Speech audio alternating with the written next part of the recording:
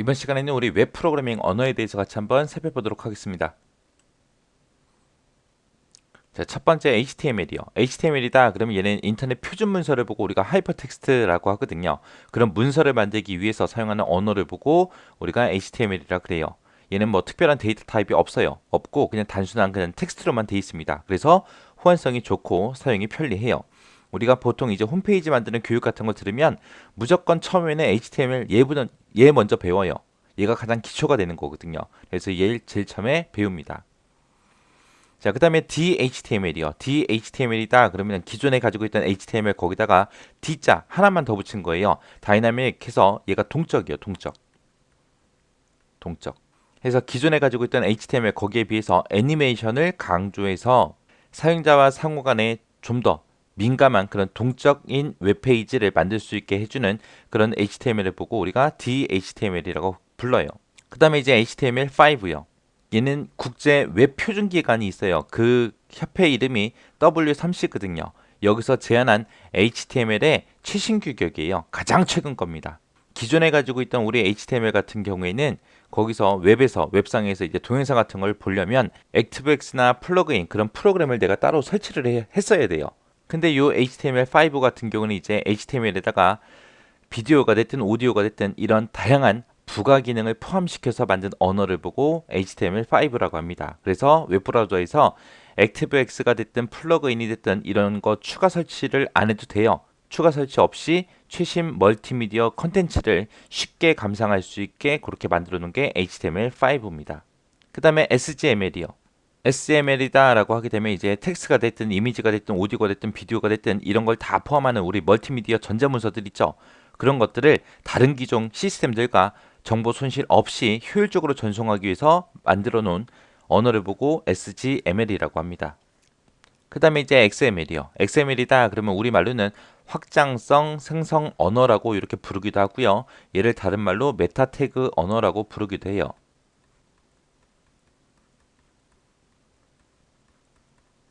얘는 기존에 가지고 있던 HTML의 단점을 보완해서 웹에서 이제 구조화되고 폭넓은 그런 다양한 문서를 상호 교환할 수 있도록 그렇게 설계된 언어를 보고 XML이라고 해요. 기존에 이제 HTML에서 뭐가 추가됐냐면은 이런 기능이 추가가 됐습니다. 새로운 태그 같은 것들이 있죠. 그런 것들을 내가 만들어서 쓸 수 있는 그런 기능이 추가됐어요. 그래서 태그를 정의할 수 있는 그런 기능이 추가됐다. XML 같은 경우에는 유니코드를 사용해요. 그래서 전 세계 모든 문자를 다 처리할 수 있게 그렇게 만들었어요.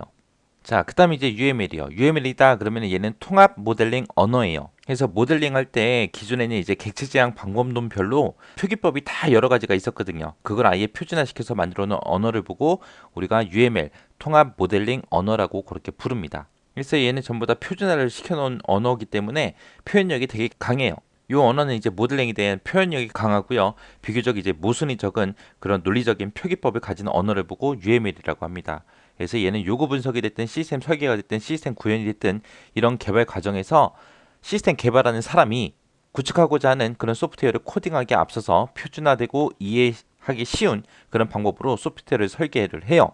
그래서 다른 사람들과 이제 효율적으로 의사소통할 수 있게 도와주는 게 우리 UML입니다. 그 다음에 이제 VRML이요. 얘는 이제 가상현실 모델링 언어라는 그런 뜻을 가지고 있어요. 얘는 웹상에서 3차원 공간, 가상 공간을 이제 표현하고자 할 때 사용하는 언어를 보고 VRML이라고 합니다. VRML이다 그러면 시험 문제에 가상 그런 말이 나오거나 3차원이란 말이 나오면 VRML이 정답입니다. 자, 자바라는 언어요. 자바라는 언어는 C++이라는 언어가 있어요. 그거를 기반으로 해서 개발된 언어를 보고 우리가 자바라고 부르고요. 얘는 웹상에서, 인터넷상에서 멀티미디어 데이터를 효율적으로 처리할 수 있는 그런 객체 지향 언어를 보고 우리가 자바라 그래요. 그래서 우리가 홈페이지 같은 거 만들거나 웹 프로그래밍 할 때 우리가 자바라는 언어를 엄청나게 많이 씁니다. 얘는 이제 네트워크 환경에서 분산 작업이 가능하도록 그렇게 설계됐고요. 얘는 운영 체제에 관계없이 독립적으로 그렇게 실행할 수 있어요. 보안에 강하고요. 이식성도 되게 높습니다. 멀티 스레드 기능을 제공해서 여러 가지 작업을 동시에 처리할 수 있게끔 그렇게 되어 있어요. 이 자바라는 언어 가지고 이제 애니메이션이 됐든 다양한 응용 프로그램 같은 것도 우리가 개발하고 만들 수 있어요. 그리고 이 자바라는 언어는 자체의 통신 기능을 가지고 있습니다. 그 다음에 이제 펄이라는 언어요. 얘는 C가 됐든 SED가 됐든 AWK가 됐든 이런 것들을 특징을 싹 다 결합해서 만든 언어를 보고 우리가 펄이라고 하고요. 얘는 문자 처리가 강력해요. 그리고 이식성이 좋습니다. 그래서 운영체제에 상관없이 모든 운영체제에서 다 사용할 수 있습니다. 얘가 이제 개발 초기에는 CGI라는 기능을 구현하기 위해서 사용을 했었는데 그 이후로 이제 ASP다, JSP다, PHP다 해서 이런 프로그램들이 언어가 개발이 됐거든요. 그래서 요즘에는 많이 쓰고 있지 않습니다. 그 다음에 ASP요. ASP다 그러면 ASP는 서버 측에서 동적으로 수행되는 그런 웹페이지를 만들기 위한 언어를 보고 우리가 ASP라고 하고요. 이 ASP는 마이크로소프트사 있죠. 윈도우 개발한데 거기서 이제 제작한 그런 언어를 보고 ASP라 그래요. 그래서 얘는 마이크로소프트사 거기서 만들었기 때문에 윈도우 계열에서만 수행할 수 있습니다. 다른 운영체제에서는 수행을 못해요. 그래서 요거 잘 기억하셔야 돼요. 이 ASP는 윈도우에서만 실행할 수 있더라. 그 다음에 이제 JSP요.